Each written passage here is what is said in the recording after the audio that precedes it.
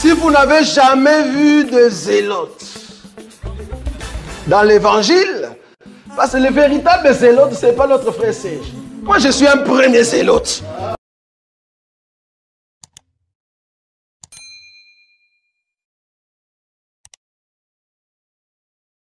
Qui sortira, Seigneur Père de gloire, cet après-midi, fera du bien à ton peuple, Seigneur, en du monde.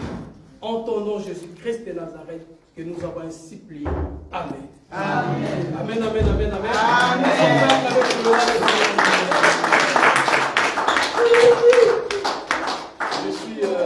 Je suis très content et très heureux. Depuis que j'ai commencé à prêcher, Dieu m'a fait grâce de prêcher. Ça sera pour moi la toute première fois que je puisse prêcher devant un ami qu'on a traîné ensemble en Égypte.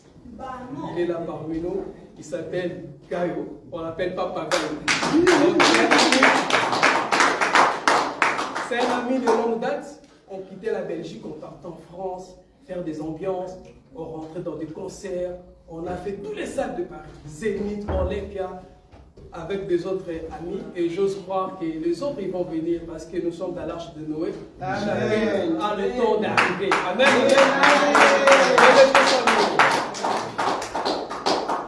Ces derniers temps-ci, nous sommes gravement bénis à travers l'enseignement du docteur Roger Zélie. Le thème que le docteur il est en train d'aborder, c'est le temps de l'aigle qui vole. Et ça demande beaucoup de maturité spirituelle. Ça demande beaucoup de connaissance de la parole pour comprendre comment l'homme de Dieu, il est en train de jongler. Il avait pris l'écriture dans le livre de Proverbe 30, le verset 18. Je vais paraphraser rapidement.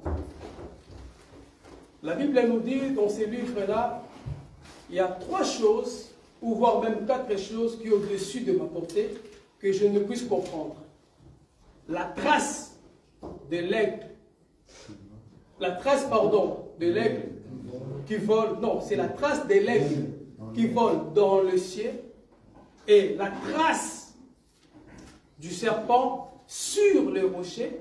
Et la trace des navires au milieu de la mer. Et il a parlé aussi sur la trace de l'homme chez la jeune femme. Et le dimanche passé, il a parlé sur la trace de navire au milieu de la mer. Et il a pris une écriture dans le livre de Job, chapitre 26, le verset 10, Frère. Job, chapitre 26, c'est ça? 26, oui. Job, chapitre 26. 26, le verset 10. Verset 10. Alors, il lui au nom de Jésus. Amen. Il a tracé un cercle à la surface des eaux, comme limite entre la lumière et les ténèbres. Amen. Ici, en fait, le docteur Roger nous a démontré, avec la grâce que le Seigneur lui a donnée, que les navires qui doivent tracer un cercle sur la surface des eaux n'est rien d'autre que notre Seigneur Jésus-Christ. Il a pris une écriture de Genèse, chapitre 1er. Au commencement, Dieu créa les cieux et la terre. Et l'Esprit de Dieu se mouvait au-dessus des eaux. Et il a parlé aussi sur le 5e jour de la création, là où il y avait de gros poissons et de petits poissons. C'est ça qu'il avait dit. Comme vous savez, dans notre évangile, nous glanons toujours dans les champs où les apôtres, les prophètes ont travaillé. Parce qu'il y a des germes que nous devons ramasser. Très important. Je suis toujours dans le livre de Job. Frère Boéka, 26, vous prenez le verset 12. Par sa force, il soulève la mer. À son intelligence, il en brise l'orgueil. Que Dieu te bénisse. Cette écriture a frappé mon intelligence. Je me suis posé la question. Parce que la réponse ou la question que la Bible nous pose, nous avons aussi, pardon, les questions que la Bible nous pose, nous avons aussi la réponse dans la Bible. Parce que, comme vous le savez, il est strictement interdit de réfléchir dans les choses de Dieu. Par sa force, il soulève la mer et par son intelligence, il en brise l'orgueil. Je bénis l'Éternel parce que dans notre évangile, nous posons toujours des questions. Le pourquoi, le comment, le quand de chaque chose dans les Écritures. La Bible n'a pas dit que Dieu peut soulever, non. La Bible dit que Dieu a soulevé la mer par sa force. Par sa force, il soulève la mer. Mais j'aimerais voir là où Dieu a soulevé la mer. Pourquoi Dieu doit soulever la mer? Sur base de quoi d'abord que Dieu doit soulever la mer? Ce n'est pas pour rien que Dieu va soulever la mer, bien aimé dans le Seigneur. La réponse est là. C'est pour d'abord briser. Briser qui? Briser un orgueilleux. Par son intelligence, Dieu doit briser l'orgueil. Et qui est cet orgueilleux? Et laisse-moi te dire, bien aimé dans le Seigneur, Dieu résiste aux orgueilleux, mais il fait grâce aux humbles, selon les Écritures. Par sa force, il soulève la mer. Ici, je suis en train de labourer la terre. Parce que Ésaïe 55, le verset 10 nous dit que comme la pluie et la neige descendent du ciel, pour arroser, doit féconder aussi la terre. Mais pour que la terre soit fécondée, il faut labourer la terre. Ici, je suis en train de faire le travail de Caïn. Notre frère Caïn, ce n'est pas un fils du diable, non. Parce que celui qui va tuer Caïn, l'Éternel va venger. Donc ça veut dire que Caïn, c'est notre frère. Et labourer, ce n'est pas mauvais aussi. Et d'ailleurs, nous sommes à la table du roi. Et la table du roi doit être bien garnie. Mais il y a aussi des apéritifs. Avant que je puisse rentrer dans mon message, j'aimerais d'abord glaner ici. Par sa force, il soulève la mer. C'est puissant. Frère, Exode chapitre 14, le verset 16. Nous allons voir comment Dieu a soulevé la mer. Verset 16. C'est ça? Oui. Toi, lève ta verge et tends ta main sur la mer et fends-la. Et les enfants d'Israël entreront au milieu de la mer à sec. Que Dieu te bénisse. Toi, lève ta verge et tends-la. Et tends ta main sur la mer. Ici, nous voyons comment Dieu il est en train de soulever la mer. Or, quand Dieu soulève la mer, parce qu'il y avait un peuple. Il y avait un peuple qui était en captivité.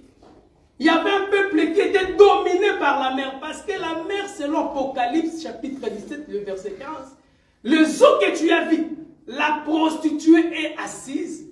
C'est quoi? C'est le peuple, l'homme de foule des nations. Donc ça veut dire qu'il y avait un peuple qui était en captivité. Donc la mer représente rien d'autre que le monde. Or que Pharaon qui dirige l'Égypte, il était le roi de l'Égypte, c'est lui l'orgueilleux, que Dieu doit briser sa force. Pour libérer un peuple qui était en captivité, bien-aimé. Donc ça veut dire que quand Dieu soulève la mer, c'est pour sauver un peuple. Et c'est pour briser aussi l'orgueil de Pharaon. Mais remarquez, bien-aimés dans le Seigneur, quand les enfants d'Israël ont traversé la mer Rouge à sec, c'est bien beau, traverser la mer Rouge. Il y avait aussi un peuple, comme mon frère Boyka, il venait de le dire tout à l'heure, un peuple ramassé. Bien-aimé, c'est bien de traverser la mer Rouge. C'est le baptême d'eau. C'est bien, très important. Mais il y a aussi un baptême que nous devons, nous sommes obligés d'avoir ce baptême-là. C'est le baptême du feu. Parce que dans les déserts, c'est là on reconnaît un enfant de Dieu véritable. Parce que si tu es ramassé, tu ne rentreras pas à Cana, bien-aimé dans le Seigneur. C'est bien, nous avons accepté notre Seigneur Jésus-Christ. Nous avons eu le baptême d'eau, il n'y a pas de souci. Nous avons traversé la mer Rouge. Mais il nous reste encore du chemin, bien-aimé. Parce que le peuple ramassé, c'était un peuple qui a incité les enfants d'Israël d'adorer le veau d'or. Et parmi nous, je suis désolé, il y a des ramassis. Ce n'est pas parce que tu viens à l'église que tu vas aller au paradis. Non, bien-aimé. Ce n'est pas parce que tu sais que le Seigneur Jésus-Christ, c'est lui le Seigneur, c'est lui le Sauveur, que tu rentreras. Non, bien-aimé. Pour rentrer à Cana, tu dois traverser d'abord le désert. Amen. Et tu dois supporter. C'est ça le baptême, bien-aimé, du feu. Amen. C'était ça que je voulais d'abord faire mon introduction. Je ne sais pas si vous vous rappelez, il y a 2 mois ou 3 mois cela, j'avais commencé un thème qui s'intitule « Une prostituée a conquis le cœur du roi ». Je vais essayer de faire un petit rappel pour vous mettre dans le bain. Par la grâce de Dieu, après nous allons continuer. C'est un message qui est très puissant, que le Seigneur m'a fait grâce en fait de travailler sur ça. Quand nous parlons de la prostitution, je vous avais dit la fois passée que nous devons tenir un langage spirituel aux choses spirituelles. La prostitution que nous parlons, ce n'est pas physique, bien-aimé. Ce n'est pas une femme physique ou un homme physique, non. Mais cependant, nous devons aussi prendre l'exemple qui est physique pour comprendre aussi des choses spirituelles. Très important. Quand nous parlons de la prostituée, d'abord, le mot prostituée vient du mot prostitution. Donc, c'est l'acte que la personne est en train de faire. Mais la personne en elle-même, c'est une prostituée. Et selon la définition du mot prostituée, c'est une profession qui consiste à avoir des rapports sexuels pour de l'argent. Très important. Et la prostitution, bien aimée, c'est un vieux métier qui date de longtemps. Et nous allons comprendre pourquoi on dit que la prostitution, c'est un métier qui date de très longtemps. C'est important. Et j'avais dit aussi que, ici je prends juste des grandes lignes pour avancer. Et j'avais dit aussi qu'aucune personne est née prostituée. Non. Mais on le devient. On le devient par des circonstances, par des influences négatives. On le devient. Mais aucune personne est née prostituée. J'avais pris une écriture dans le livre de Genèse, chapitre 2, le verset 17. Genèse, chapitre 2. Genèse. Mais tu ne mangeras pas de l'arbre de la connaissance du bien et du mal, car le jour où tu en mangeras, tu mourras. Merci. Ici, nous voyons quand Dieu va former l'homme qu'on appelle Adam, parce que Dieu a formé l'homme qu'on appelle Adam en dehors du jardin. Il va le placer dans le jardin d'Éden, en disant que Adam doit garder les jardins et il doit aussi cultiver les jardins. Dieu dit, il a fait alliance avec Adam en disant que tu mangeras tous les arbres. Mais le fruit de l'arbre qui est au milieu du jardin, tu n'en mangeras pas. Le jour où tu en mangeras, tu mourras certainement. Et j'avais présenté Adam comme la femme de l'Éternel. Pourquoi la femme de l'Éternel? Parce qu'Adam était soumis à Dieu. Dieu avait l'autorité sur Adam. Donc Adam devait obéir à la voix de Dieu. Dieu a fait alliance avec Adam. Mais vous allez remarquer, bien nommé dans le Seigneur, la première personne, j'avais dit l'autre fois, qui s'est prostituée, c'était Adam. Comment Adam s'est prostitué? Quand Dieu a créé Adam, pendant tous ces temps, Adam n'a jamais fait la prostitution. Parce que Adam, au départ, c'était une femme fidèle modèle. Mais quand Dieu a créé Ève, et c'est là que Adam va manger l'arbre, le fruit de l'arbre que le Seigneur lui avait défendu. Genèse chapitre 3, le verset 6. La femme vit que l'arbre était bon à manger et agréable à la vue, et qu'il était précieux pour ouvrir l'intelligence. Elle prit de son fruit et en mangea. Elle en donna aussi à son mari, qui était auprès d'elle, et il en mangea. Merci. Ici, nous voyons quand le serpent est venu auprès de Ève, le serpent va séduire la femme. Mais je me suis posé la question, pourquoi les serpents n'étaient pas partis auprès d'Adam? Parce que Adam représente l'autorité. Adam représente l'autorité. Le serpent est parti auprès de la femme pour séduire la femme, afin que la femme puisse donner l'arbre, le fruit de l'arbre qui était défendu à l'homme. Et l'homme, il a mangé. Mais quand Dieu va condamner, Dieu n'a pas condamné Ève, Dieu a parlé d'abord avec Adam. Que c'est toi ma femme, pourquoi tu m'as désobéi? Et j'avais dit, Adam, qui est la femme de Dieu, c'est l'image aussi d'Israël qui s'est prostitué. C'est ça que j'avais dit. Ici, je prends vraiment des grandes lignes afin que nous puissions avancer.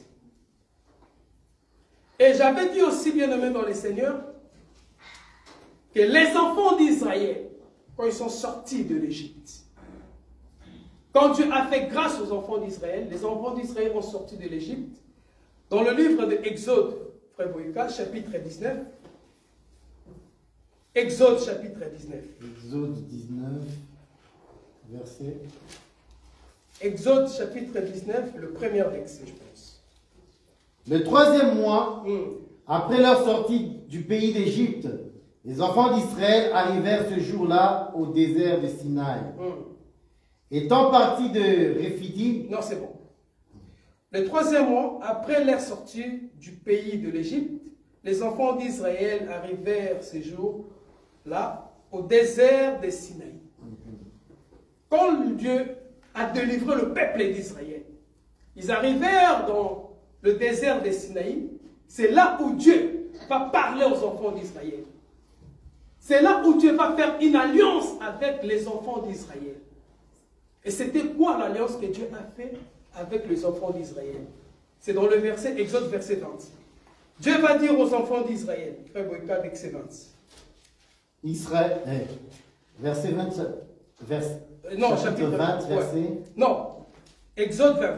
20. Ouais. À partir du premier verset. À partir du premier verset. Alors Dieu prononça toutes ces paroles en disant, je suis l'Éternel, ton Dieu, qui t'ai fait sortir du pays d'Égypte, de la maison de servitude. Tu n'auras pas d'autre Dieu devant ma face. Tu ne te feras point d'image taillée, ni de représentation quelconque des choses qui sont en haut dans les cieux, et qui sont en bas sur la terre, et qui sont dans les eaux plus bas que la terre. Tu ne te prosterneras point devant elles, et tu ne les serviras point. Car moi, l'Éternel, ton Dieu, je suis un Dieu jaloux. Ok, amen. Retourne Exode 19, le verset 50. Verset 5. Maintenant, si vous écoutez ma voix, et si vous gardez mon alliance, vous m'appartiendrez entre tous les peuples, car toute la terre est à moi. Vous serez pour moi un royaume de sacrificateurs et une nation sainte. Voilà les paroles que tu diras aux enfants d'Israël. Amen. Amen.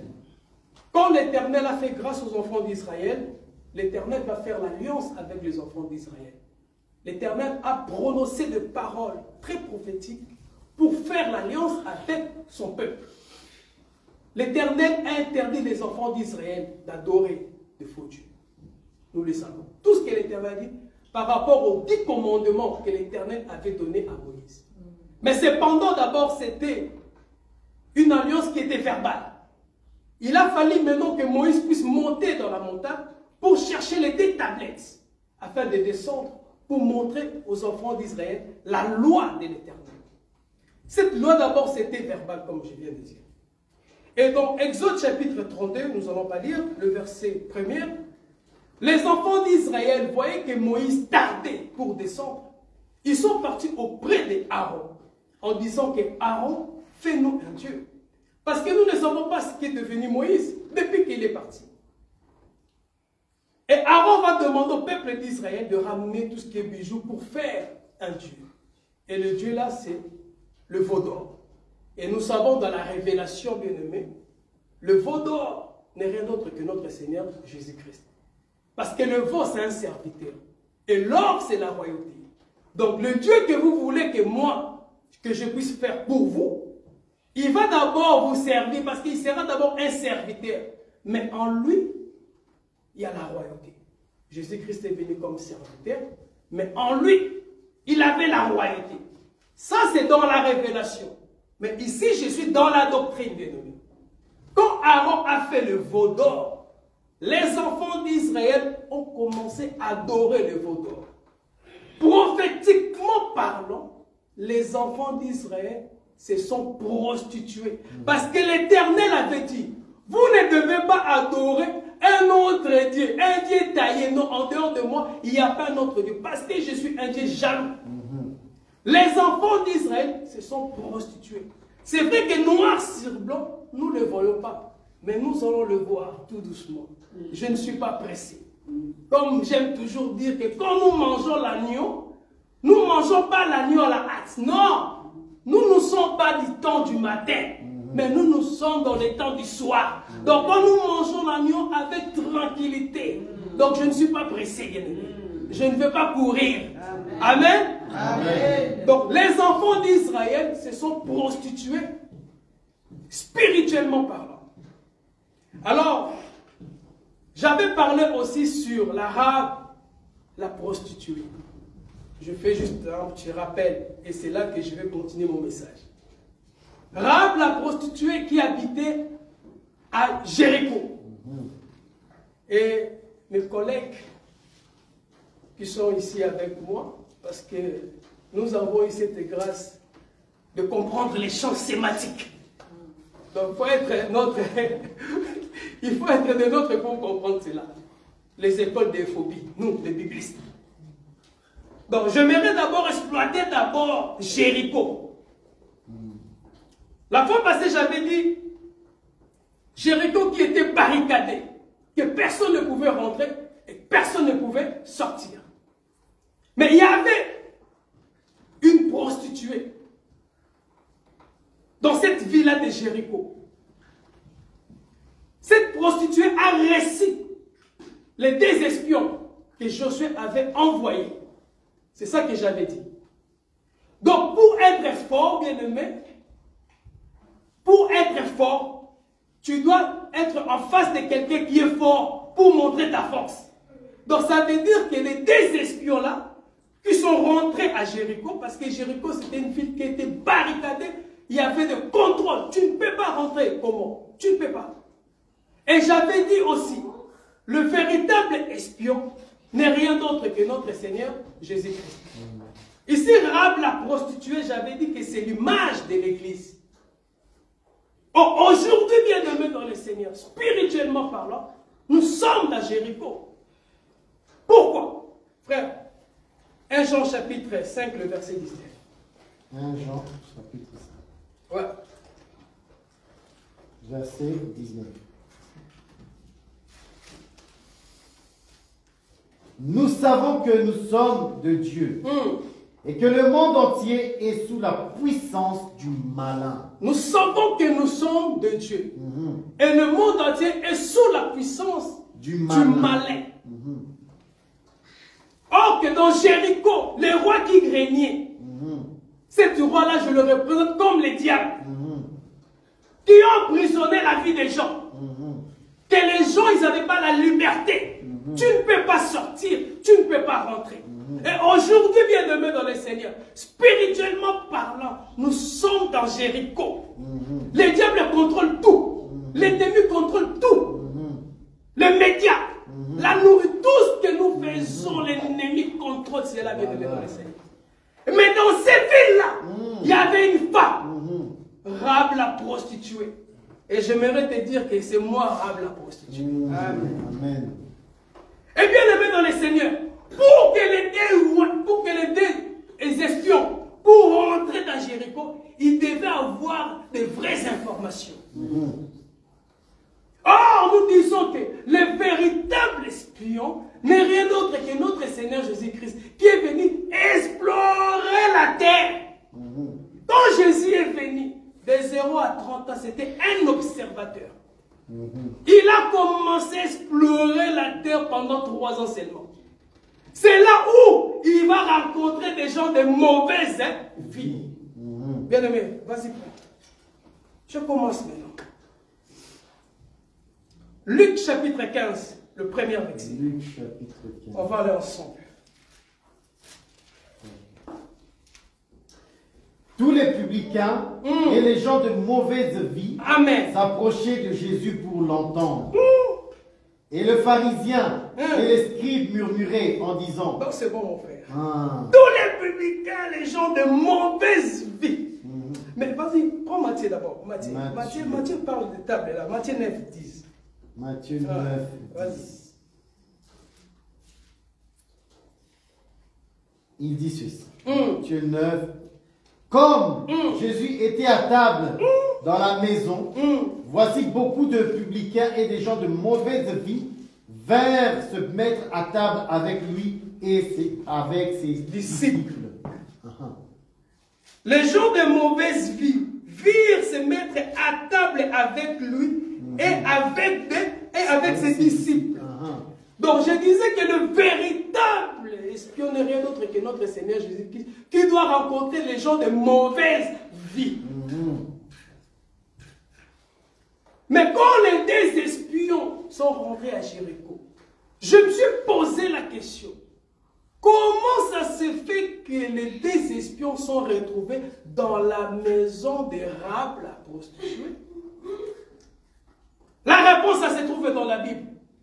Ne réfléchissez pas. Apocalypse chapitre 3, le verset 20. Apocalypse chapitre 3. Voici, je me tiens à la porte et je frappe.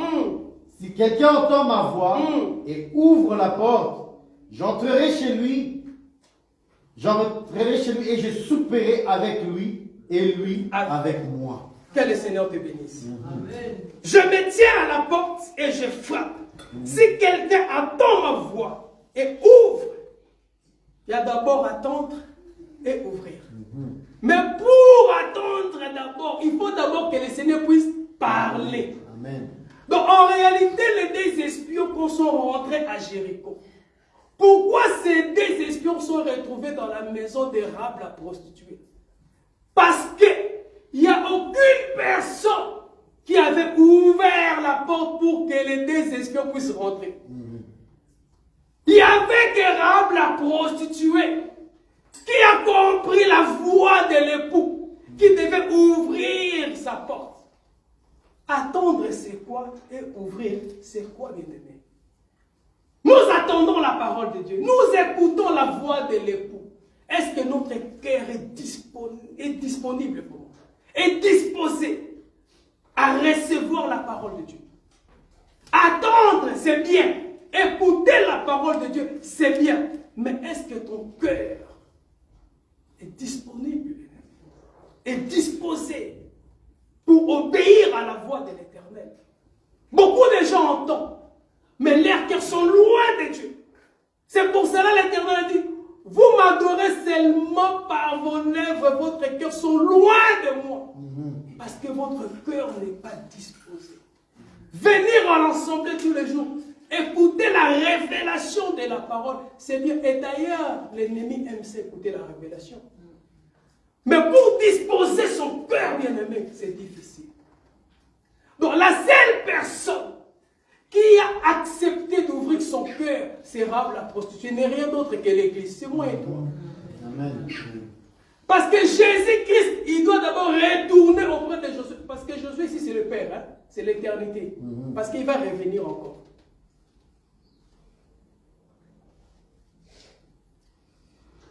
Et nous disons, les deux espions-là, c'est à la loi et au témoignage. Si l'on ne parle pas ainsi, il n'y aura pas l'aurore pour le peuple. Or, l'aurore, c'est la petite lumière qui annonce les jours. Or, nous disons que la lumière, c'est la connaissance. La connaissance, c'est ça la vie. Parce que mon peuple périt parce qu'il manque la connaissance. Or, que la connaissance, c'est ça la vie. Amen. Donc, les deux espions, c'est à la loi et au témoignage. Mais Christ a dit, à la loi et au témoignage, toutes ces choses-là, on parlait de moi.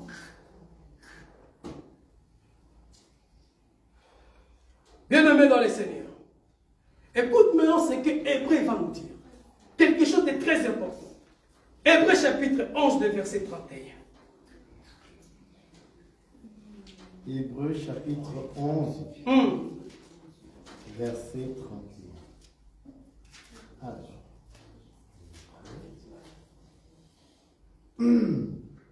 C'est par la foi que Rahab, la prostituée, ne périt pas avec les rebelles. Attends. Donc c'est par la foi que Rahab, la prostituée, ne périt pas avec qui? Les rebelles. Qui sont ces rebelles?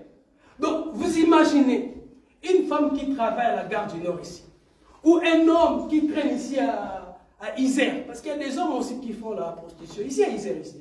Donc ces gens-là, quand Dieu les voit, il voit ces gens-là sont honnêtes avec lui. En fait, mais c'est qui sont des rebelles? Moi j'aimerais savoir qui sont des rebelles. Un rebelle, c'est une personne qui ne respecte pas Dieu. Amen. Le fait que tu as refusé de recevoir les deux espions, tu es un rebelle. Donc, au jour d'aujourd'hui, bien-aimé, quand nous voyons une personne qui refuse d'obéir à la parole de Dieu, c'est un rebelle. Or, nous savons la première personne qui s'est rebellée, nous le savons. C'est le serpent ancien qui était rebelle en face de son roi. Donc, Rahab la prostituée, elle a été sauvée par la foi. Or que nous, Église, nous sommes sauvés, pas par nos œuvres, mais par la foi. Amen. Mais la foi aussi doit être accompagnée par les œuvres, bien aimé. Jacques chapitre 2, le verset 25. Jacques chapitre 2, verset 25. Rahab, la prostituée, ne fut-elle pas également justifiée par les œuvres lorsqu'elle reçut les messagers et qu'elle les fit partir par un autre chemin? Rahab, la prostituée, la Bible nous parle qu'elle a été justifiée par les œuvres. Dans le fait de recevoir les deux espions. C'est ça que Rahab, la prostituée, a fait. Les œuvres que Rahab a fait, le fait d'accepter. Les œuvres que toi tu fais, le fait d'accepter Christ et de mettre Christ au centre de ta vie. Et que les gens puissent voir les œuvres de Christ en toi, que tu seras sauvé. Amen. D'autres personnes, devant Dieu, ce sont des rebelles, bien aimés dans le Seigneur. Et ces rebelles-là, ils vont mourir. Je suis désolé. Ils vont là en enfer. Nous sommes toujours dans Jéricho. Parce que j'aimerais vraiment exploiter Jéricho comme il faut. Après, nous allons parler d'autres choses.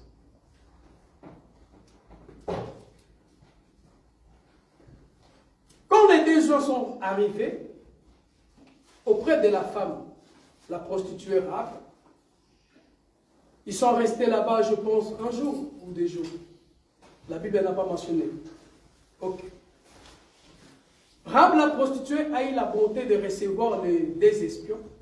Quand les 2 espions sont partis, ils ont donné la nouvelle à Josué.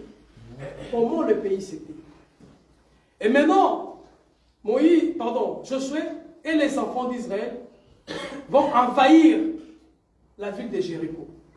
Mais vu que c'était une ville qui était barricadée, construite, il y avait des murs, on ne pouvait pas rentrer comme ça. Et historiquement parlant, pour rentrer à Canaan, tu dois d'abord passer par Jéricho. Les sacrificateurs doivent sonner la trompette. Nous allons prendre cette écriture. Josué chapitre 6. Josué chapitre 6. Le verset 13, je pense. 13, et puis nous allons sauter. Les 7 sacrificateurs qui portaient les 7 trompettes retentissantes devant l'arche de l'Éternel se mirent en marche et sonnèrent les trompettes. Les hommes armés marchaient devant eux. Et l'arrière-garde suivait l'arche de l'Éternel pendant la marche. On sonnait des trompettes. Prenez verset 20 rapidement, c'est bon. Verset 20. Le peuple poussa des cris et les sacrificateurs sonnèrent des trompettes. Lorsque le peuple entendit le son de la trompette, il poussa des grands cris et la muraille s'écroula. Le peuple monta dans la ville, chacun devant soi. Ils s'emparèrent de la ville. Avant que les enfants d'Israël puissent prendre possession de Jéricho, les sacrificateurs devaient sonner de la trompette. Bien sûr. Ils ont sonné de la trompette, pas une seule fois, non. Ils ont sonné la trompette 7 fois. Donc pendant 7 jours, bien-aimés dans le Seigneur, que les sacrificateurs devaient sonner de la trompette. Or, ici, nous sommes dans la chiffrologie de Dieu. Or, nous savons que le chiffre 7, c'est la perfection. Donc, nous voyons une église qui marche vers la perfection, bien-aimés dans le Seigneur. Or, le véritable l'homme qui est parfait, l'homme du 7e jour, qui est notre repos, c'est notre Seigneur Jésus-Christ. Amen. Pour que le mirail de Jéricho puisse être écroulé, il a fallu que la force de celui qui vient de l'éternité, qui est le 8e jour, qui rentre au 7e jour, parce qu'il était venu aussi comme 6e jour, l'homme, parmi les humains, pour sauver un peuple qui était en captivité, pour sauver un peuple qui était emprisonné par l'ennemi. Le mire, bien-aimé dans le Seigneur, représente quoi? Représente les contrôles, les systèmes de ce monde que tu ne peux pas sortir. Donc l'homme fort, il devait faire cette marche-là pendant 7 jours, qui n'est rien d'autre que la perfection. Amen. Il n'y a pas cette église, mais il y a une seule église qui marche vers la perfection. Or, vers la perfection, bien-aimé dans le Seigneur, nous voyons l'enlèvement, parce que nous allons le voir aussi. Parce que Rahab, la prostituée, elle a été enlevée. Amen.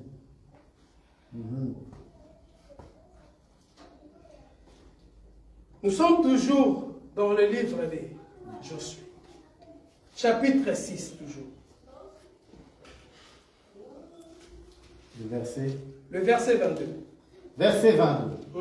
Josué dit aux 2 hommes qui avaient exploré le pays: entrez dans la maison de la femme prostituée et faites-en sortir cette femme et tous ceux qui lui appartiennent, comme vous lui avez juré.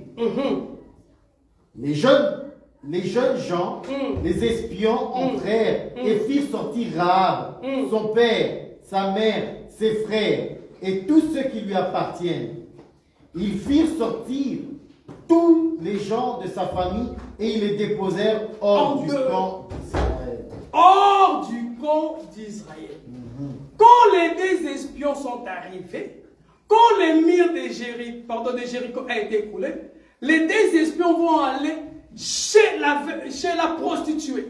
Ils vont aller chez l'arabe, la prostituée, pour prendre l'arabe et ses biens pour mettre hors du camp.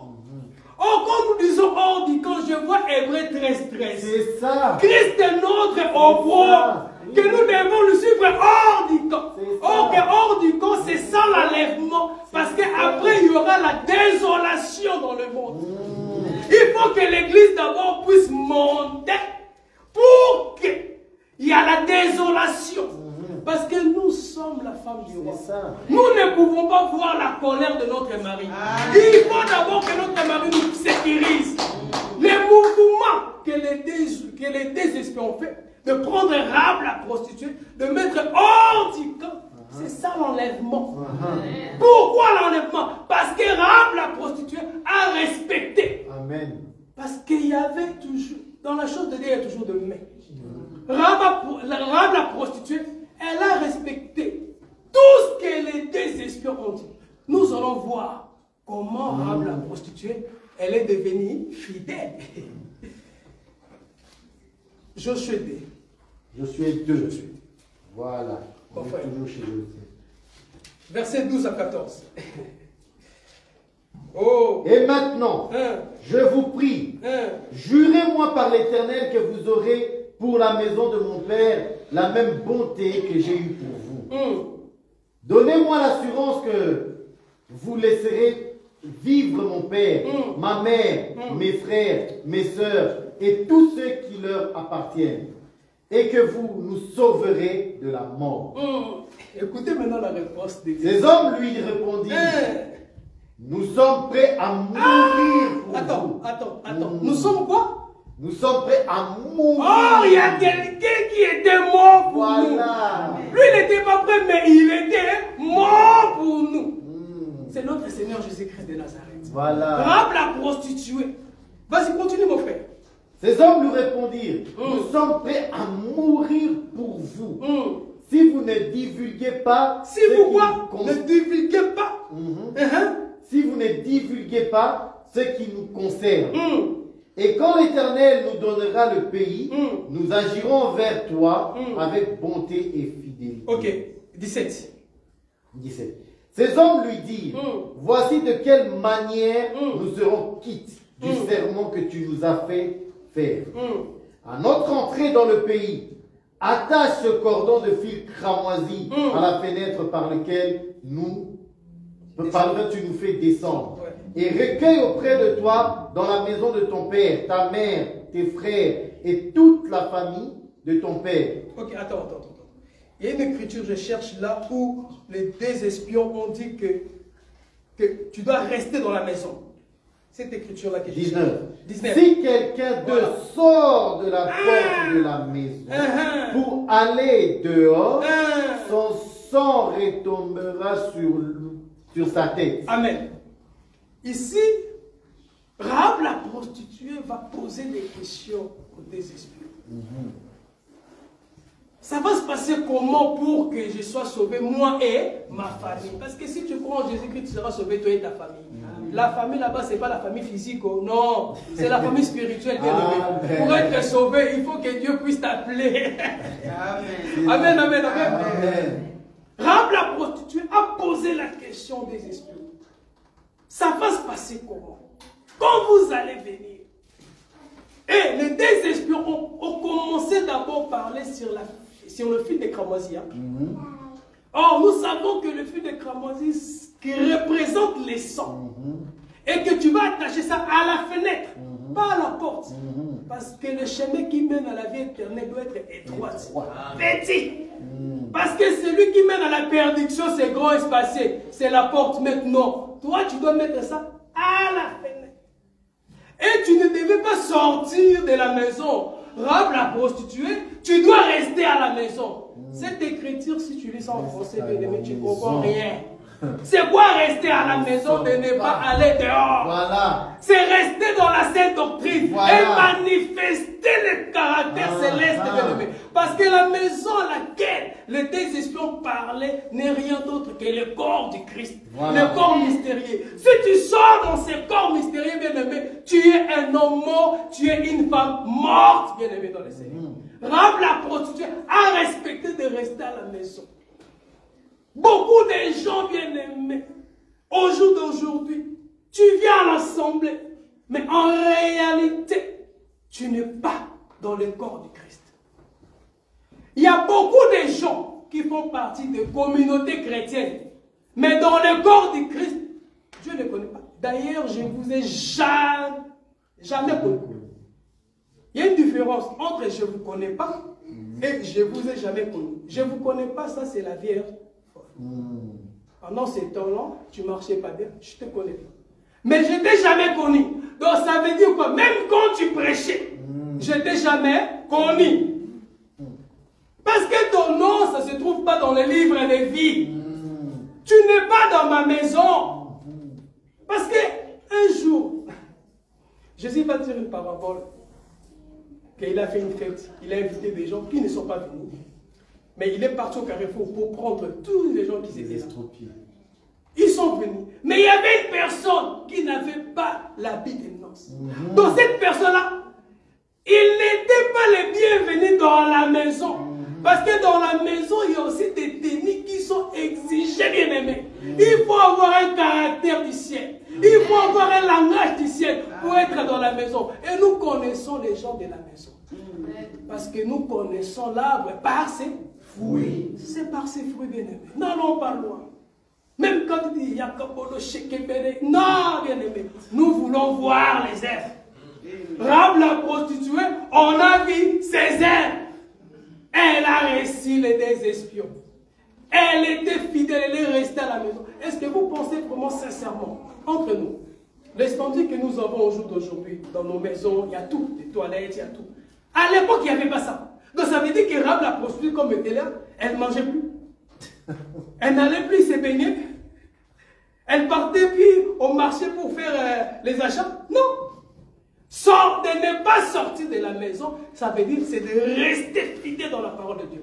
C'est pour cela l'apôtre Paul dit, je m'étonne que vous vous détournez si promptement de celui qui vous appelait par la grâce de Dieu à ne pas changer les... Parce qu'il y a des gens qui changent l'évangile.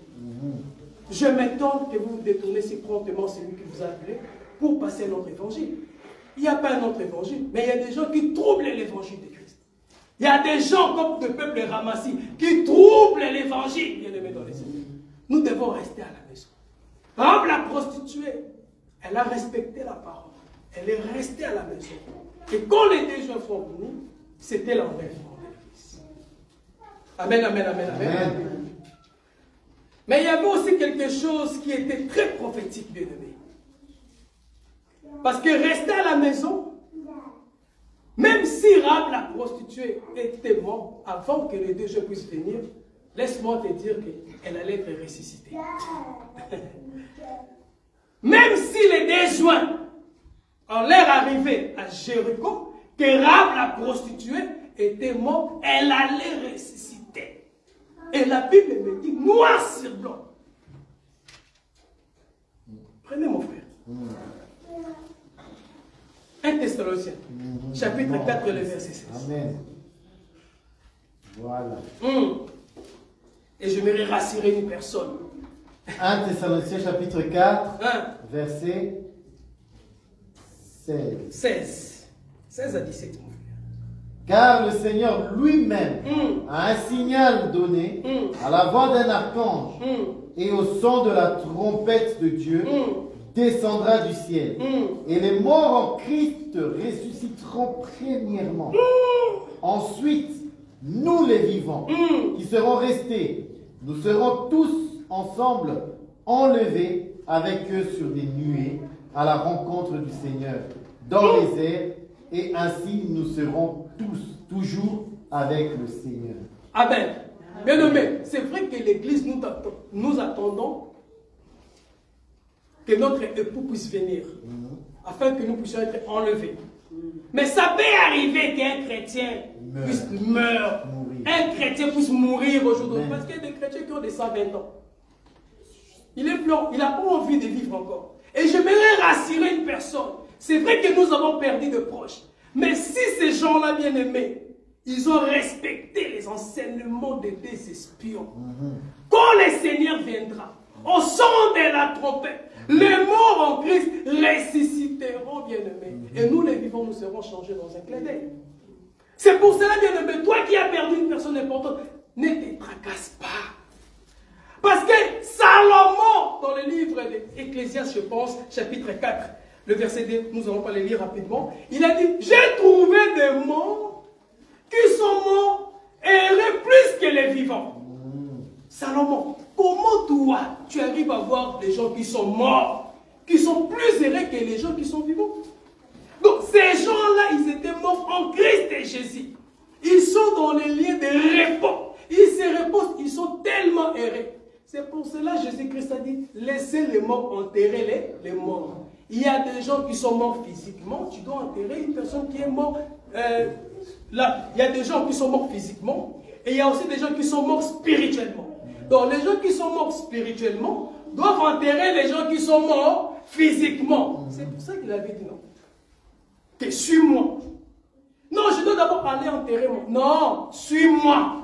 Si tu ne suis pas Christ, si tu n'écoutes pas les besoins, tu es aussi un homme mort, bien-aimé. Toi qui as perdu une personne qui était importante dans la vie, si cette personne croyait en Christ et Jésus, bien-aimé, ne te tracasse pas. C'est vrai que la séparation, ça fait toujours mal.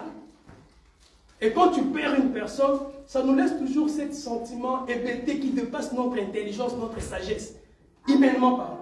Mais apôtre Paul va nous rassurer que la mort pour nous, c'est un gain. Donc la personne qui est partie, cette personne, il est dans le lieu de repos, bien-aimé dans le Seigneur.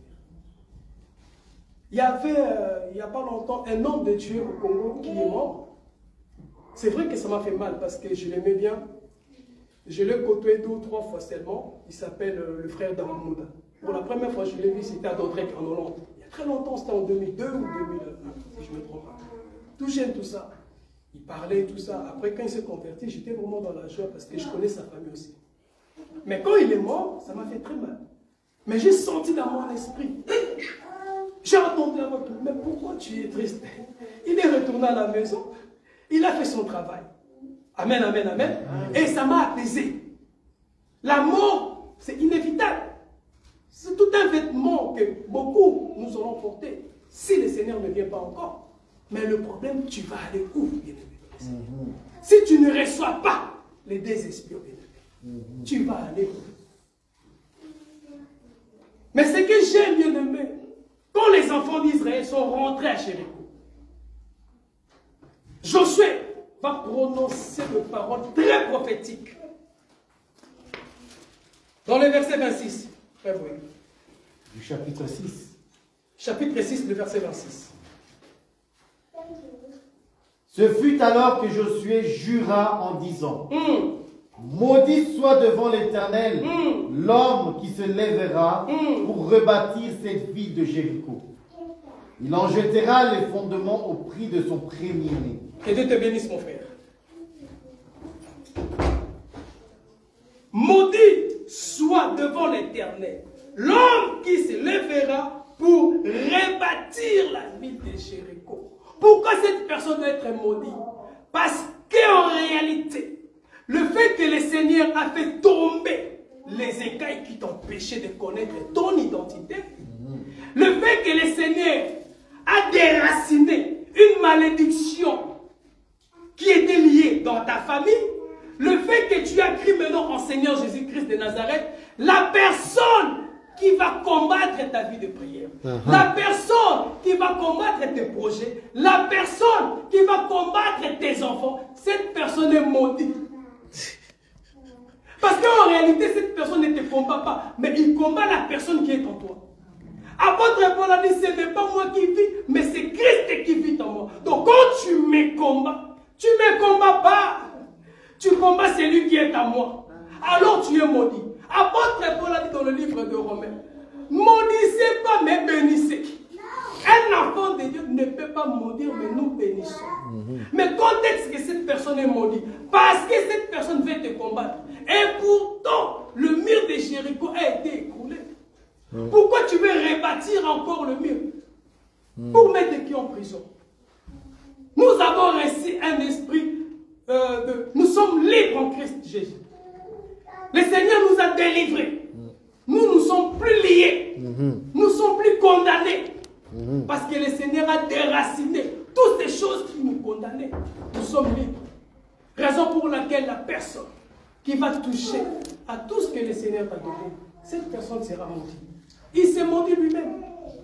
Parce que toi tu es arrivé. Toi tu marches selon la volonté de Dieu. Mais cette personne va te combattre. Cette personne, il sera maudit. Nous allons prendre une écriture maintenant dans le livre de Lévitique, chapitre 21, parce que je pense que je dois m'arrêter là. Je dois juste faire l'introduction maintenant sur la prostitution d'Israël. Parce que tout ce que j'ai dit là, je n'ai pas encore rentré. Lévitique 21. Prochainement, nous allons continuer cela. 21, le verset 7.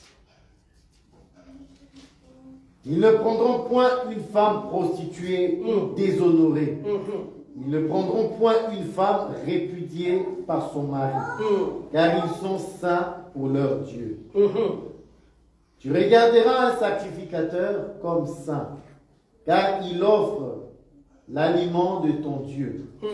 Il sera saint pour toi, car je suis saint, moi l'Éternel qui vous sanctifie. Ok, Deutéronome. Deutéronome, chapitre 23. Deutéronome 23, verset 17. Il n'y aura aucune prostituée parmi les filles d'Israël. Et il n'y aura aucun prostitué parmi les fils d'Israël. Tu n'apporteras point dans la maison de l'Éternel, ton Dieu, le salaire d'une prostituée, ni le prix d'un chien pour l'accomplissement d'un vœu quelconque. Car l'un et l'autre sont en abomination à l'Éternel, ton Dieu. Amen. Amen. Il n'y aura aucune prostituée parmi les filles d'Israël et il n'y aura aucun prostitué parmi les fils d'Israël. Ici, Dieu il est en train de parler aux enfants d'Israël. Que quand vous rentrerez, quand je vous donnerai la possession du pays de Canaan, il n'y aura pas de la prostitution en gros. Donc ça veut dire que vous êtes un peuple saint. Vous êtes un peuple de l'Éternel. Vous ne devez pas faire la prostitution. Et nous allons voir comment les enfants d'Israël se sont prostitués. Ça, je garde, bien aimé. Parce que les cartouches, tu ne dois pas sortir comme ça. Il faut garder. Ça, je garde. Je n'ai pas encore poussé Osée. Je n'ai pas encore touché Tamar. Il y a beaucoup de mouvements que nous allons toucher par la grâce de Dieu. C'est ça que le Seigneur a voulu que nous puissions partager. Mais nous devons retenir ceci, bien-aimés dans le Seigneur. Le Seigneur nous a fait grâce. Quand je parle des Rahab, la prostituée n'est rien d'autre que l'Église qui a accepté le Seigneur Jésus-Christ. Mais nous devons rester dans la maison. Rester dans la maison, ça veut dire obéir ou marcher selon l'analogie de la foi. Pour que nous puissions être sauvés. Quand les déjeunes vont venir, ils vont nous prendre pour mettre en dehors du camp de Jésus. C'est ça que le Seigneur a voulu que nous puissions partager. Et prochainement, si le Seigneur me fait grâce, c'est là où je vais vraiment rentrer dans la détail, vraiment, dans la profondeur, et parler des trois fils de Osée, de Loami. Nous allons parler de ces choses-là. L'Orukam. Nous allons parler de toutes ces choses-là. Pourquoi Dieu a dit à Osée aller épouser une prostituée? Mais pourtant, Dieu a dit que il n'y aura pas la prostitution dans mon pays. Comment ça se fait que Osée a épousé une prostituée? C'est ça. Elle venait d'où cette prostituée? Nous allons le voir. Amen, amen, amen. Amen. Que le Seigneur vous bénisse. Amen. Nazakomata ngai, nazakomata ngai, nga nazakomata.